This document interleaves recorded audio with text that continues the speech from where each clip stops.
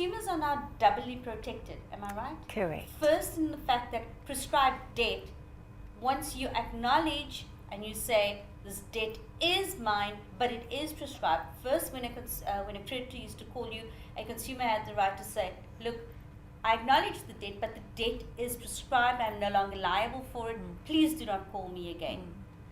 It used to end there.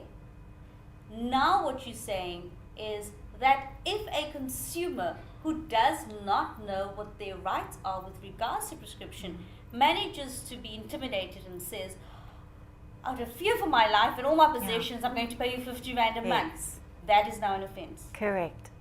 And if a consumer comes across something like this, what should they do? They can report this to the National Credit Regulator, or they can report it to the National Consumer Tribunal. And I think the best thing would be to actually go through to the National Consumer Tribunal and let them do the full investigation, because they can take action. What do you think consumers need to know about the management of debt? I think it's important for consumers to live within their means. I think us as South Africans generally, we've become so accustomed to seeing something and being told by all the credit providers we can have whatever we want, and literally buy now, pay later. And I think that whole change needs to come about. You know, if you look at the electricity going up, if you look at the petrol going up, or transport costs, every time something goes up, our salaries don't go up the same amount of money. And that's the problem. So I think people need to become more focused on saving their money and paying and living within their means, and making sure that they actually write down all their debt.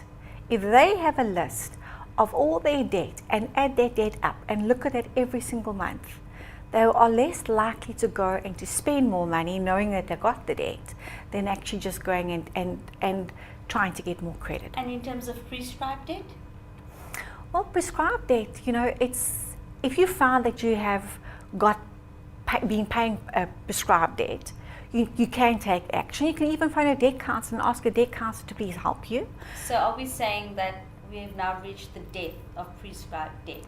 Let's hope so. And I think from my side anyhow, you know, looking at the levels of emolument attachment orders and the levels of administration orders where there is a prescription. huge chunk of Correct. that money is going towards paying debt which does not need to be paid. Exactly.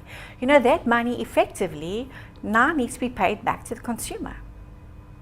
We will definitely keep in touch with Deborah Solomon as she keeps on informing us more on your rights as the consumer to prescribe debt, and hopefully having the money paid back to consumers who have for years and years and sometimes decades been paying debt that they shouldn't have. Absolutely.